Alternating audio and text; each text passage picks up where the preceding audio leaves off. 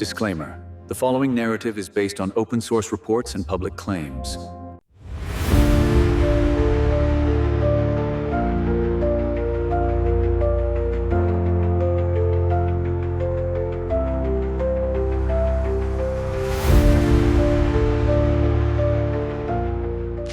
For decades, the Arctic was seen as a silent, remote region, far from the world's geopolitical spotlight. It was associated with ice, extreme temperatures, and minimal human activity. That perception has now changed dramatically. Melting ice caused by climate change has opened access to new sea routes, vast natural resources, and expanded military maneuvering space. Major powers now view the Arctic as a strategic region that will shape the future of global geopolitics. While other regions are already crowded with conflict and competition, the Arctic has emerged as a new frontier, where tension grows quietly through patrols, military exercises, and silent power rivalry.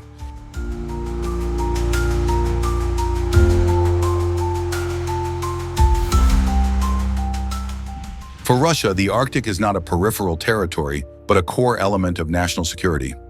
Russia has the longest Arctic coastline in the world, giving it the largest strategic stake in the region. Since the Soviet era, the Arctic has been treated as a natural shield protecting Russia from threats coming from the north. Beyond geography, the region plays a major role in Russia's economy and logistics. Ports, military towns, and energy infrastructure have been developed to ensure long-term control. Losing dominance in the Arctic would mean opening a direct strategic gap toward the heart of Russia's defenses.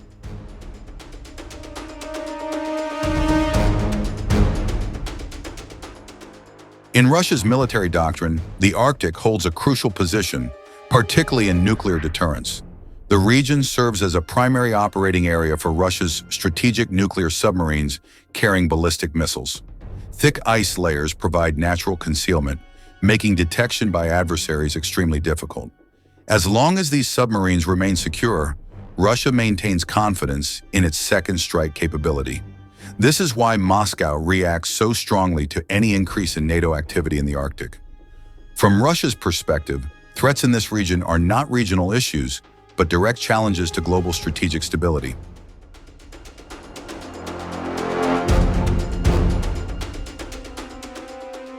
NATO's expansion into Northern Europe marked a major turning point in Arctic security dynamics.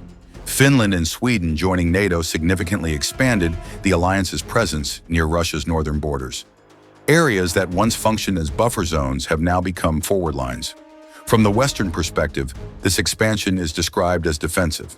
From Moscow's viewpoint, however, it represents direct strategic pressure. NATO infrastructure is now closer than ever to critical Russian territory, intensifying tension not through open warfare, but through a shifting balance of power that Russia increasingly sees as unfavorable.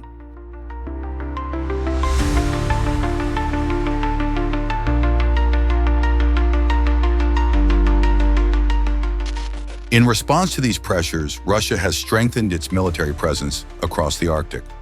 Formerly abandoned air bases have been reactivated and modernized. Long-range air defense systems have been deployed to secure northern airspace. Advanced radar networks have been expanded to monitor foreign aircraft and naval movements. Moscow insists these measures are defensive, aimed at preserving stability and preventing external threats. However, in Western narratives, these actions are often labeled as excessive militarization.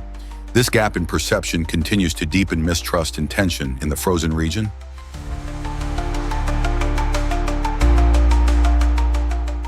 Beyond military considerations, the Arctic holds enormous economic value.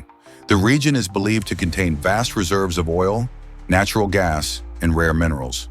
Equally important is the northern sea route along Russia's Arctic coast, which could significantly shorten shipping times between Asia and Europe. If fully operational, this route could reshape global trade patterns. Russia sees an opportunity to control and manage this corridor both economically and strategically. NATO countries, however, are unwilling to accept a future where Russia holds exclusive influence over Arctic access and trade routes.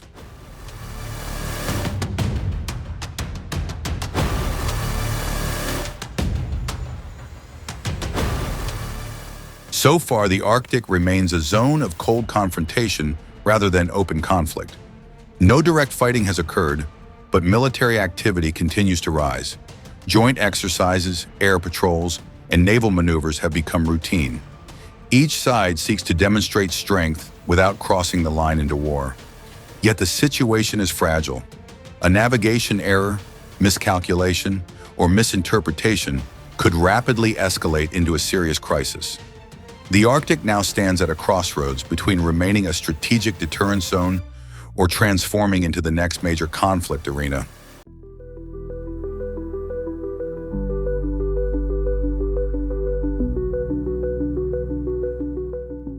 Through its policies and military posture, Russia sends a clear message to NATO and the broader international community. The Arctic is a red line that cannot be negotiated away. Any attempt to alter the balance of power in the region will be met with firm resistance. Moscow emphasizes that its objective is not expansion, but protection of its strategic interests and territorial security. In Russia's view, defending the Arctic is essential not only for national survival, but also for maintaining long-term strategic stability in an increasingly competitive global system. The Arctic has become a reflection of the world's shifting geopolitical landscape.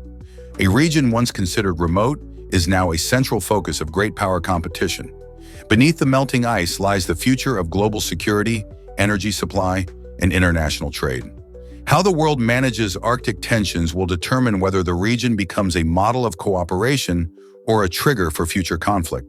For Russia, the Arctic is the last defensive stronghold that cannot be allowed to fall.